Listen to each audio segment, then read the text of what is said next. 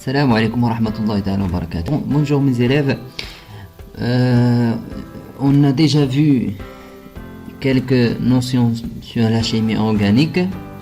On a vu la structure du molécule organique, la chaîne carbonée et aussi la nomenclature des alcanes et des alcènes. Maintenant, dans ce cours, on va traiter les groupes caractéristiques. Donc, qu'est-ce que ça veut dire un groupe caractéristique? C'est ça ce qu'on va étudier dans ce cours. Donc, on passe au plan du cours. Donc, premièrement, on va étudier, on va voir le groupe caractéristique et le carbone fonctionnel. Puis, la deuxième partie, on va voir aussi la famille des composés organiques. On peut citer 6 types, 6 familles. La première famille, c'est les alcools et les composés halogènes, puis les amènes et les acides carboxyliques et les aldéhydes et les cétones. Donc voilà notre partie, notre plan du cours. Donc on passe au premier axe, la première partie, les groupes caractéristiques et le carbone fonctionnel. Donc premièrement, le groupe caractéristique et le carbone fonctionnel. Donc c'est un groupe d'atomes qui donne des propriétés spécifiques. Donc c'est un groupe d'atomes qui donne des propriétés spécifiques aux molécules qui le possèdent. On dit que ces molécules possèdent une famille chimique. Donc le carbone qui porte le groupe caractéristique s'appelle carbone fonctionnel. Donc ce carbone-là qui contient ces atomes là, qui est lié aux atomes différents de carbone, on l'appelle le carbone fonctionnel. Et ces atomes-là, OH et de liaison O, est un groupe caractéristique. Donc c'est une famille. Donc on a ici une famille d'un composé organique. Donc on passe à la deuxième partie. Donc on va étudier les alcools. Donc elle est importante pour le deuxième bac. On va le voir dans le deuxième année du baccalauréat. Donc les molécules des alcools, elles comportent le groupe OH. Donc le groupe OH, si on a une chaîne carbonée qui contient OH, donc c'est un alcool. C'est bien. Donc la formule générale d'un alcool, c'est ROH, tel que R, c'est un racine alkylique. Peut-être CH3, C2H5, C3H7, etc. C'est bien. Donc le carbone lié au carbone caractéristique est nommé carbone fonctionnel. Donc comme on a dans ces deux exemples, on a ici CH3, CH2. Donc leur formule générale c'est C2H5.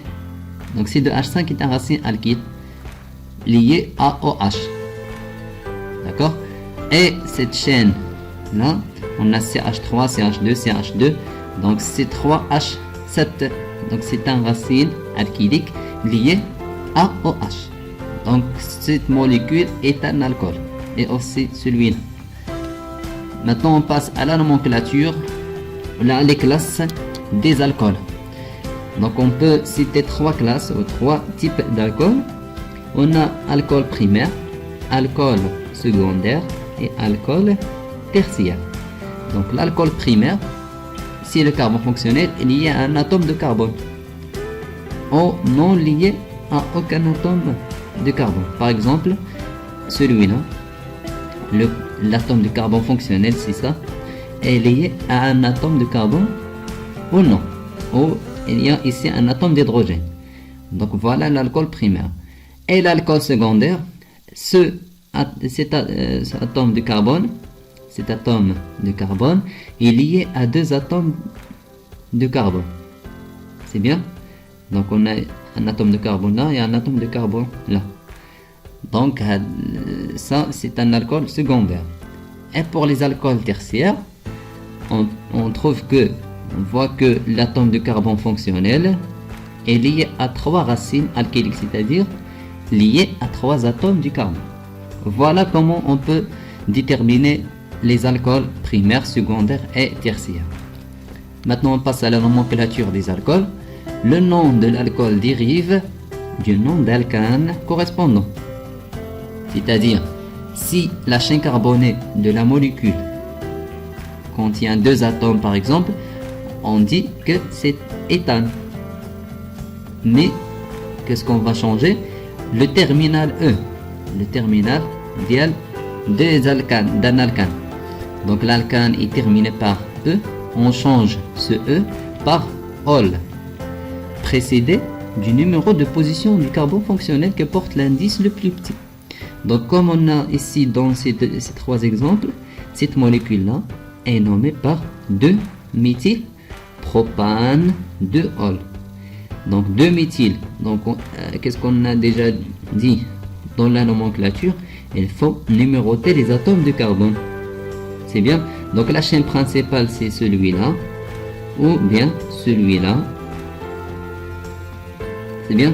Donc on choisit celui-là. CH3, CH3, c'est ça la chaîne principale. Donc le carbone fonctionnel a l'indice numéro 2. Et ça c'est un racine. Donc il a aussi l'indice numéro 2. Donc ce nom c'est 2-méthyl. Et le nom de la chaîne principale c'est propane. Donc on change le terminal E du propane par ol. Donc c'est propanol. Mais entre propane et ol, il y a l'indice 2, c'est-à-dire l'indice du groupe caractéristique OH. C'est bien, l'indice du carbone fonctionnel. Dans ce deuxième exemple, on a ici la chaîne principale, c'est celui-là. Donc c'est un propane. Mais l'indice du groupe fonctionnel c'est celui-là au milieu. Donc il a l'indice 2. Donc on écrit propane, le nom de cette chaîne, plus l'indice 2 du carbone fonctionnel et la terminale O, ol, celui de OH.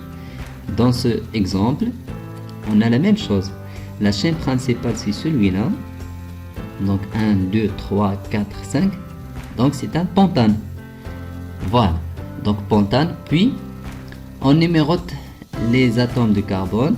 Donc on commence par de la droite, tel que le groupe fonctionnel a l'indice le plus petit qu'on a dit ici.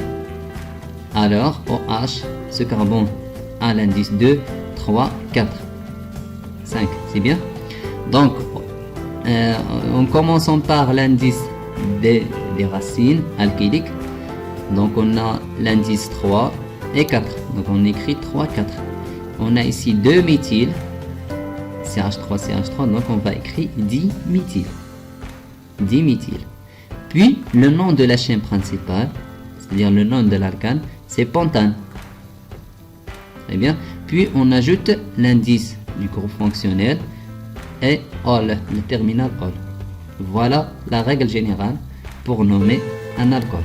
Indice, nom d'alkyle s'il est ramifié, puis le nom d'alcane, puis l'indice ol. C'est bien? J'espère que vous avez bien compris. Maintenant on passe à la deuxième famille des composés organiques, les composés halogènes. Les composés halogènes comportent un groupe caractéristique halogénaux, c'est-à-dire halogénaux et peut-être F, le fluor, le chlore, le brom, l'iodore, etc. Voilà la famille des halogènes. Si un atome de cette famille est lié à un atome de carbone, lié à une chaîne des atomes de carbone, on dit que cette molécule est halogène, est un composé halogène. C'est bien? Comme on a ici dans cet exemple, cet atome est lié à Cl, celui-là est lié à Br, et aussi celui-là. Et on a ici un cyclo lié à 2 atomes de chlore. Donc ces 3 composés sont des composés halogènes. Maintenant on passe à la nomenclature des composés halogènes. Le nom d'un composé halogène dérive de l'alcane correspondant. C'est la même règle. Le nom, il dérive toujours de l'alcane correspondant. Elle est précédée du nom de l'atome halogène présent terminé par le suffixe O. Et l'indice et de l'indice de position du carbone fonctionnel. Donc on a ici la règle générale au-dessous. L'indice plus chloro, bromo, fluoro, si ça dépend de l'atome lié à la chaîne carbonée. Donc comme on a ici, la chaîne carbonée c'est celui-là, CH3, CH, CH3, mais l'atome au milieu est lié à l'atome de chlore. Donc le nom de cette molécule, l'indice du carbone fonctionnel, c'est 2, puis chloro, car on a ici l'atome du chlore. Donc chloro, puis le nom de la chaîne principale, les voies propane. D'accord? Donc le nom de cette molécule c'est 2-chloropropane. Pour celui au milieu, CH3, CH, CH, CH3, voilà la chaîne principale. Et 2 atomes de carbone sont liés à 2 atomes de brome. Donc on va écrire, on va numéroter la chaîne 1, 2, 3, 4 ou par ici 1, 2, 3, 4. Donc on écrit 2, 3. 2, 3, dibrome. Di, car on a 2 atomes de brome. Dibromo, le nom du brome, puis le nom de la chaîne, ou le nom de l'alcane. Voilà, c'est 4. On a ici 4 atomes, donc c'est butane. C'est bien. Pour celui-ci, c'est un cyclo, comme on a dit. Donc on numérote la chaîne principale.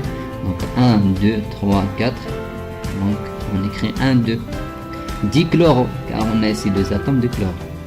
Puis le nom de cette chaîne, elle est cyclique, donc on écrit cyclo. Cyclobutane, car il contient 4 atomes de carbone. 1, 2, 3, 4. J'espère aussi que vous avez bien compris cette partie-là. Maintenant, on a ici la partie, la troisième famille du groupe caractéristique, ou la des composés organiques, les amines. Les amines ils possèdent le groupe caractéristique NH2. NH2, on appelle amino. On pourra les noter d'une façon générale RNH2. Le nom de l'amine dérive de l'alcane correspondant. On remplace le terminal E par amine, précédé de l'indice de position du carbone fonctionnel dans la chaîne carbone. Donc, c'est la même que celui des alcools. Et c'est tout simplement, on ajoute le préfixe amine.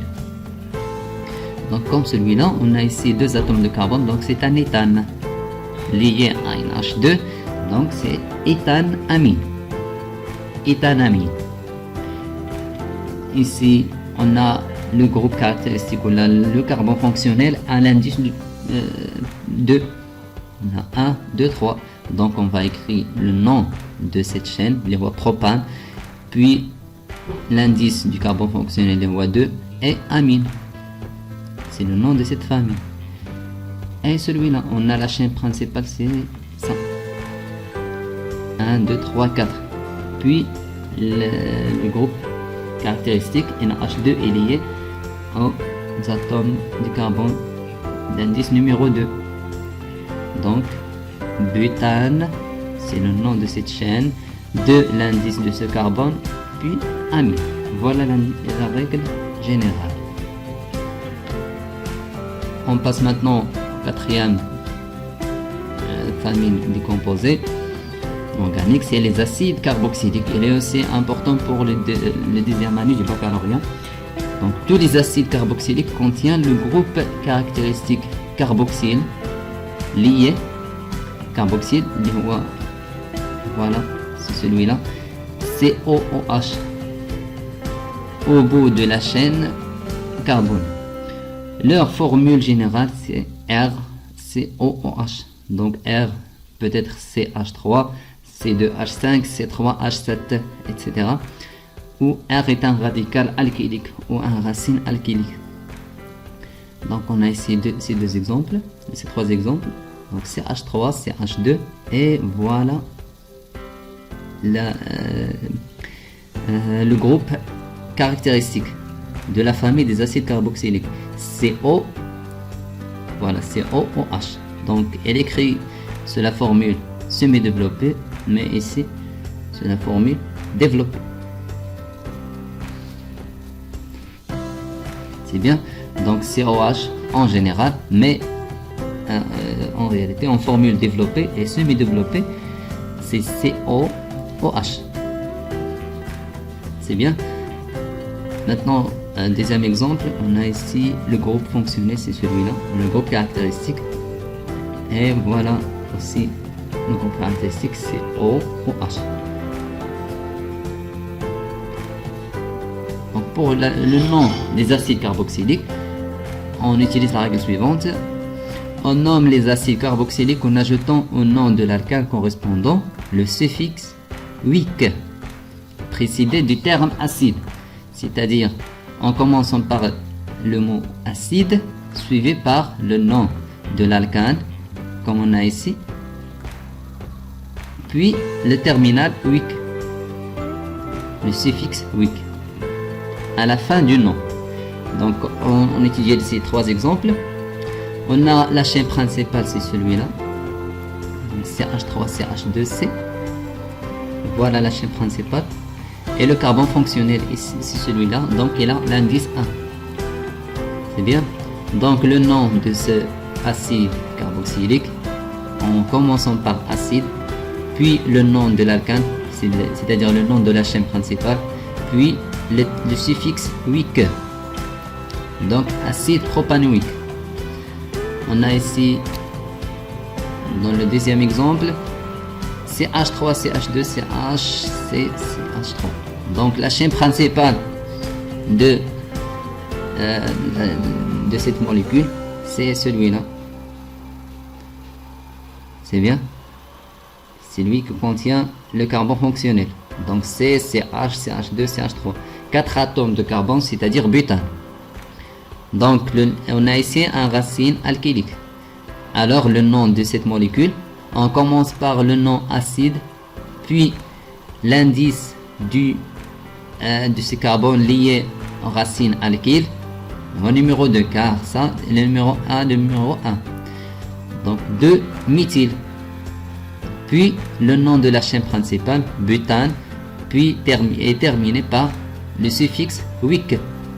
Celui-là, donc acide 2-méthylbutanoïque.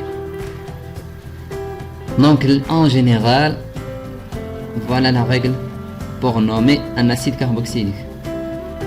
Acide, puis plus l'indice du nom d'alkyle si la chaîne est ramifiée, plus le nom d'alcane, terminé par le suffixe -ique. Et le quatrième exemple, c'est la famille de composés carbonyles.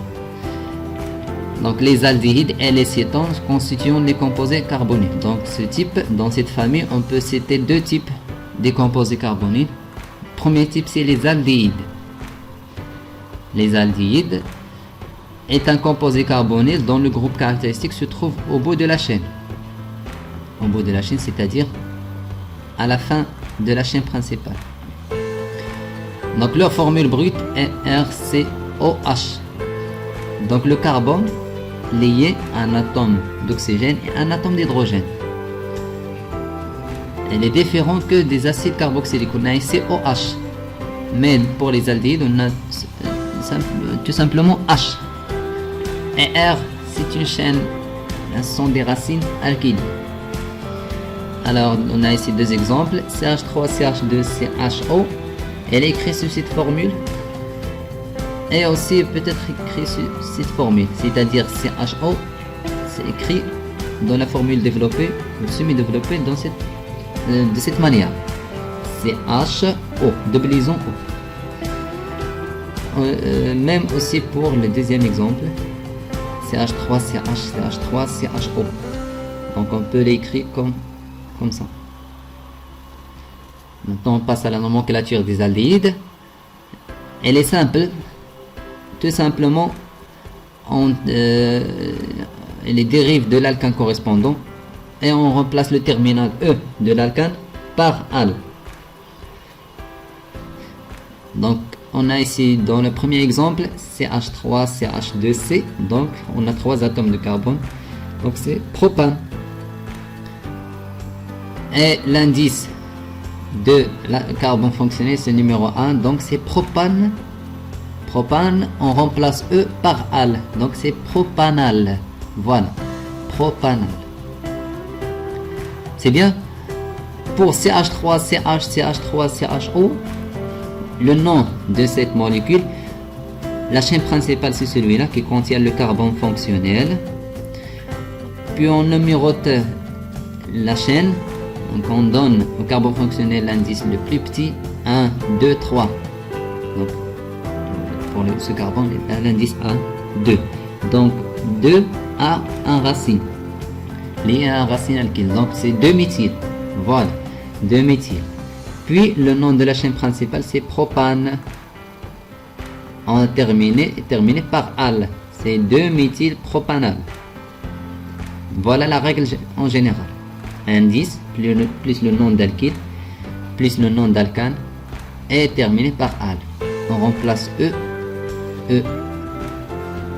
par al. Et pour les cétones, un cétone est un composé carbonyle dont le groupe caractéristique se trouve entre deux atomes de carbone. Voilà la règle pour déterminer si cette molécule est un cétone ou non. Donc sa formule générale, l'atome de carbone maintenant est lié à un seul atome d'oxygène et deux atomes de carbone. Deux atomes de carbone et un seul atome d'oxygène. Elle est différente comme des aldehydes, on a ici un atome d'hydrogène. Et différent aussi des acides carboxyliques. Donc pour les acides carboxyliques, on a OH ici. Ou ici peut-être. Ça dépend. Et pour les aldéhydes, on a ici un hydrogène et oxygène. Et pour les cétones, on a deux atomes de carbone et un seul atome d'oxygène. Voilà les deux exemples au-dessous. Donc CH3CO, CH3, donc ici CO, c'est une double liaison, car l'oxygène fait une liaison double, elle fait deux liaisons. Et pour le deuxième exemple, donc le carbone fonctionnel est lié à deux atomes de carbone et un seul atome d'oxygène. Le nom des cétones, donc le nom des cétones dérive aussi du nom d'alcane correspondant, puis on remplace le terminal O, E d'alcane par on, précédé du numéro de position du carbone fonctionnel. Donc, comme on a ici, CH3CO, CH3, donc c'est un propanone. Propane, car le nom de cette chaîne c'est propane, elle contient trois atomes de carbone, mais le carbone fonctionnel a l'indice numéro 2. C'est bien. Donc ici on va écrire propane 2 on. On va corriger propane 2 on, car on a ici l'indice 1. Comme on a dans le deuxième exemple, CH3CO, CH2, CH2, CH3, donc CH3, c'est voilà le nom d'alcane. Il contient 5 atomes de carbone, donc c'est pentane. Et le carbone fonctionnel a l'indice 2. Donc 1, 2, 3, 4, 5. Donc on a ici 2. Donc c'est pentane 2 on. C'est bien. Voilà la formule générale. Indice plus le nom d'alkyle plus le nom d'alcane et l'indice puis le suffixe on.